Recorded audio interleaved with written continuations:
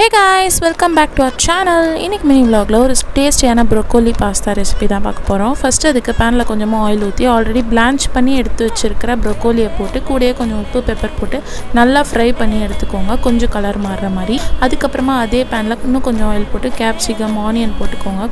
லைட்டா salt போட்டு அதையும் ஃப்ரை பண்ணி எடுத்து வச்சுக்கோங்க. சோ பாஸ்தாவை இந்த மாதிரி வேக வச்சு எடுத்து வச்சிடுங்க. அப்புறமா திருப்பி அதே panல ஆயில் கொஞ்சமா கீ ஆட் பண்ணிட்டு குட்டி குட்டியா நறுக்கின இஞ்சி, பூண்டு, பச்சை மிளகாய் ஆட் பண்ணிக்கோங்க.